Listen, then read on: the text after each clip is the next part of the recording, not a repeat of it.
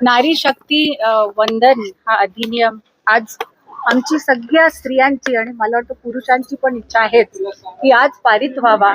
आज स्त्रियांचा जो खूप आधीपासनं राहिलेला हक्क आहे जो त्यांना मिळालेला नाहीये तो त्यांना मिळावा. आज आपण जसं पाहिलं की प्रत्येक स्त्रीला एक खूप मोठी गरज आहे की तिने जे ही नियम होतात सभेत, विधानसभेत किंवा लोकसभेत जे नियम बनतात किंवा जे जे पॉलिसीज पारित होतात त्याच्यात एक ऍक्टिव्ह पार्टिसिपेशन व्हायला पाहिजे आणि त्यासाठी खूप जरुरी आहे की त्यांची टक्केवारी in terms of political participation वाढायला पाहिजे.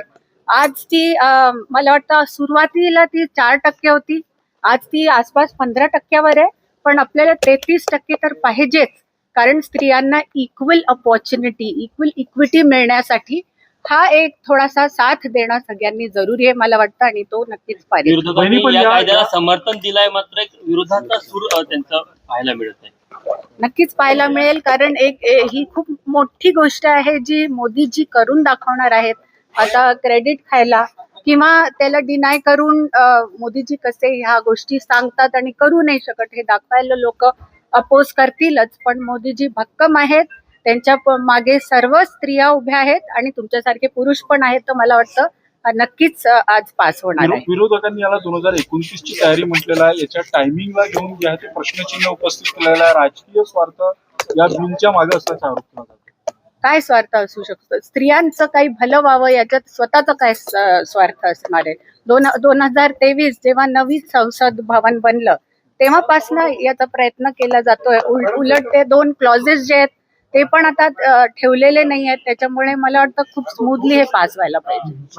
मॅडम एक प्रश्न असा आहे, काही ठिकाणी बातम्या तुम्ही वाचल्या असेल, कॉर्पोरेट जिहाद संदर्भामध्ये काही ठिकाणी बातम्या तुम्ही वाचल्या असतील. नाशिकमध्ये TCS कंपनीमध्ये ज्या पद्धतीनं प्रकार झालाय, कॉर्पोरेटमध्ये तुम्हीही 1 दशक 1.5 दशकापेक्षा जास्त काम केलेलं आहे, या प्रकाराकडे तुम्ही कॉर्पोरेट क्षेत्रातल्या प्रतिनिधी म्हणून कसं बघता? नाही, मला खूपच असं खराब वाटतं आणि खेद आहे की कॉर्पोरेट्समध्ये हे होत आहे आणि काही प्रमाणात जेव्हाही हे होतं, माझ्या वेळेस पण मी जेव्हा ऍक्सिस बँकेत होती तेव्हा अशा केसेस माझ्या पुढे झालेल्या आहेत आणि विसिल ब्लोईंग होऊन त्या मुलांना प्रॉपर त्याच्या अगेन्स्ट लीगल ऍक्शन झालेली आहे, कॉर्पोरेट ऍक्शन झालेली आहे. तर मला वाटतं असं काही झालं तर ते झाल्या आपल्याला विसिल ब्लोईंग करणं जरुरी आहे, समाजाला हे सांगणं जरुरी आहे, आपल्या सिनियर्सना सांगणं जरुरी आहे, त्याच्यानेच हे बंद होणार पुढे जाऊन. काय नेमकं झालं होतं? तुम्ही ऍक्सिस बँकेत होता, काही अनुभव तुम्ही सांगू शकता? नाही, अनुभव म्हणजे तेच थोडं स्त्रियांना आपल्या पोझिशनचा इफेक्ट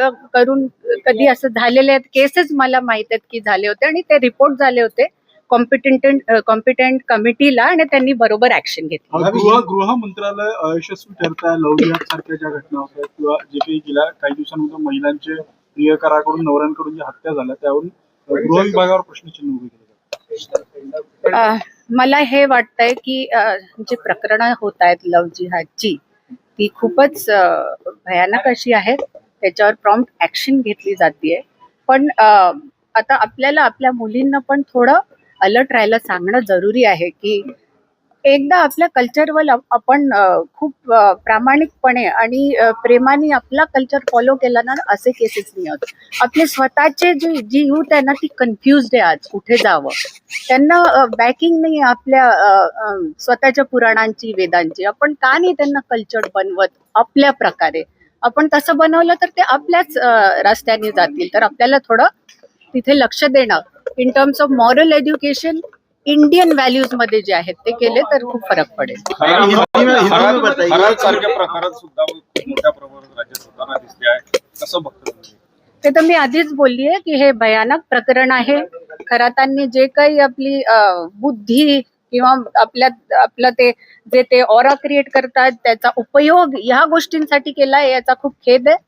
आणि स्त्रिया पण त्याच्या बळी पडल्या, वनरेबल स्त्रिया, याचं पण दुःख वाटतंय आणि याच्या अगेन चांगली ऍक्शन चालू आहे, प्रॉम्प्ट ऍक्शन चालू आहे आणि त्यांना कडक अशी शिक्षा व्हावी ही प्रत्येक स्त्रीच्या मनातनं विनंती आहे. ताई, अमरावतीला जे घटना पुढे आलेली आहे त्यामध्ये जे आहे ते सुरुवातीला आकडे मोठे सांगण्यात आले. विशेषतः माजी खासदार नवनीत राणासारख्या व्यक्तीकडनं जवळपास 180 मुली जे आहेत ते हिंदूच असल्याचा त्यांनी दावा केला होता. मात्र प्रत्यक्षामध्ये जे आहे ते तपासामध्ये ज्या मुली आढळून आल्या ते फक्त मुस्लिम मुली आढळून आल्या. त्यामुळे त्यांच्या या वक्तव्याचं तुम्ही समर्थन करता का? नाही, रिअली सॉरी, मला नवनीत राणांचा हा काय केस आहे मला माहित नाहीये, पण मी चेक करीन आणि पुढच्या वेळेस याच्यावर रिप्लाय करू. बताइए महिला अधिनियम